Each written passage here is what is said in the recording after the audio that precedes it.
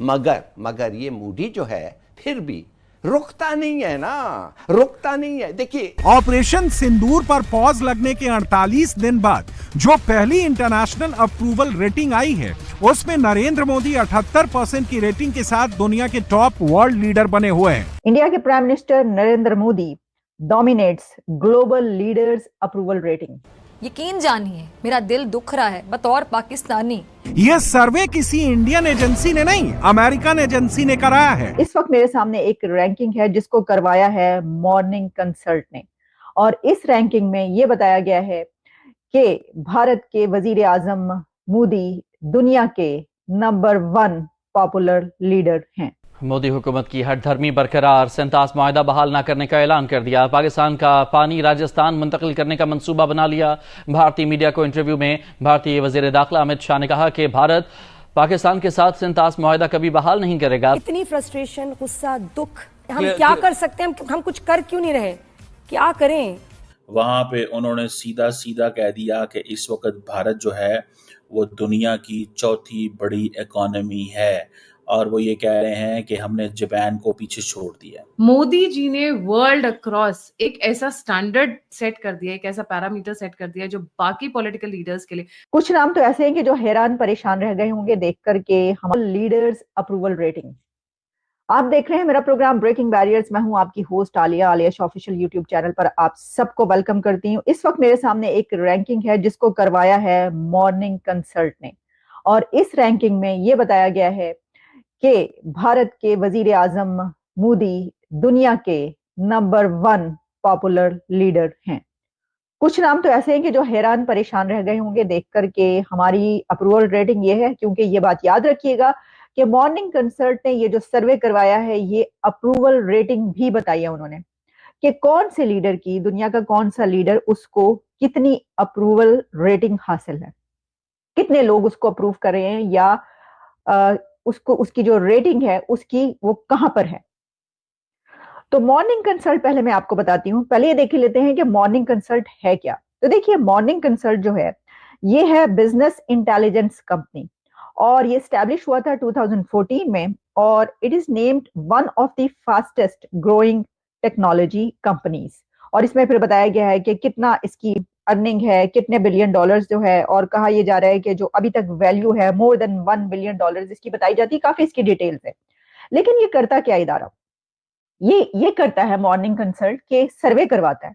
अच्छा, ये सर्वे सिर्फ यही नहीं है कि दुनिया का कौन सा लीडर किस नंबर पर है, ये भी सर्वे ये करवाते हैं, बल्कि इसके साथ ये भी करवाते हैं कि जैसे अमेरिका की क्योंकि ये कंपनी है, नॉर्थ अमेरिका में है, लेकिन इसमें कुछ दिन पहले इन्होंने करवाया कि जो सोशल मीडिया है उसको कितने अमेरिकन जो हैं वो कहते हैं कि ये एक्सेप्टेंस है इसकी, कितने अमेरिकन समझते हैं कि नहीं ये ठीक नहीं है। अच्छा, इसी तरीके से दुनिया की और जो चीजें चल रही हैं, जो कुछ कंट्रोवर्सीज है, उसके ऊपर भी वो जो है करवाता रहा है इस तरह के सर्वे।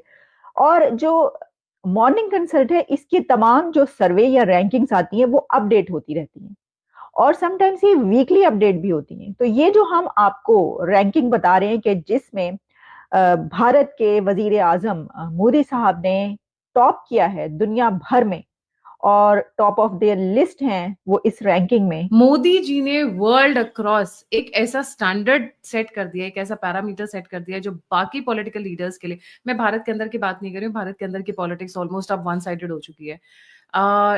एक बेंचमार्क कर दिया है इन्होंने अक्रॉस द वर्ल्ड। दुनिया के सभी लीडर्स को परास्त कर दिया है।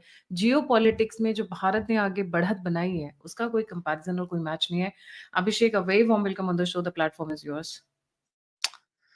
देयर इज नो डाउट, और इसकी शुरुआत लक्षद्वीप वाले मोमेंट से होती है, जब दुनिया को ये पहली बार पता चला कि एक आदमी लक्षद्वीप में फोटो शूट करा के चेयर पर बैठ करके किसी देश की इकोनॉमी पर डायरेक्ट अटैक कर सकता है बिना कुछ कहे, बिना कुछ बोले। ये उसका सपोर्ट बेस है, ये उस देश में उसके प्रति भाव है। तो देखिए, मैसेजिंग को लेकर के नरेंद्र मोदी, गायत्री जी, काफी स्ट्रांग रहे, स्पेशली जब वो साइप्रस वाला एपिसोड हुआ। तुर्की ने पूरा ऑपरेशन सिंदूर के दौरान खुल करके पाकिस्तान का साथ दिया, और कश्मीर इशू पर भी लगातार देता रहा, ऐसा नहीं है।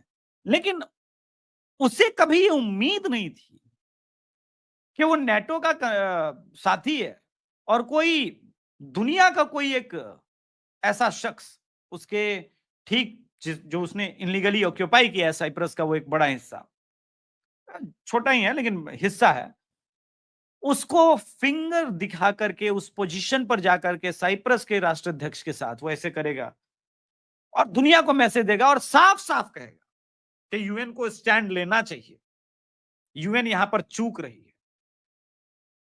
और किसको किसको मैसेज था? दूसरी बात, क्या ग्लोबल लीडर्स में जो इस वक्त मोदी जी के आमने सामने हैं उनमें वो ट्रस्ट है? कैसे ट्रस्ट रहेगा? जिस इजराइल ने अमेरिका को खाद दिया, बीज दिया, पानी दिया, सींचा और पौधा लगाया, यूएस को आगे बढ़ाने में इजराइल का इतना बड़ा हाथ है, उसी देश का यूएस का राष्ट्राध्यक्ष एक अटैक जरूर करता है ईरान के ऊपर, लेकिन उसके बाद सीज फायर करा देता है नोबेल प्राइज के लिए, और इजराइल को बोलता है अब तुम बंद करो, जबकि इजराइल छोटा देश है। 100 मिसाइल अगर ईरान में गिरेगी उतना इंपैक्ट नहीं होगा, लेकिन ईरान की 10 मिसाइल, ठीक है उनका वो उतनी प्रिसाइज नहीं है, लेकिन जिधर भी गिरेगी तबाही बर्बादी के मंजर अधिक होंगे।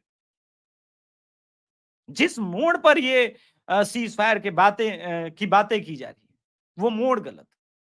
तो ट्रंप की जो क्रेडिबिलिटी है भारत और पाकिस्तान के भी संदर्भ में, देखिए नोबेल प्राइज का चक्कर बुरा होता है, ये बात आप मानिए। मैं पहले भी भारत के भी संदर्भ में कहता था 303 वाली पार्टी 240 पर आ गई, नोबेल प्राइज का चक्कर होता बुरा है, या मानिए ना मानिए, तो वो नोबेल प्राइज के चक्कर में पड़ गए। लेफ्ट इकोसिस्टम का एक बहुत रटा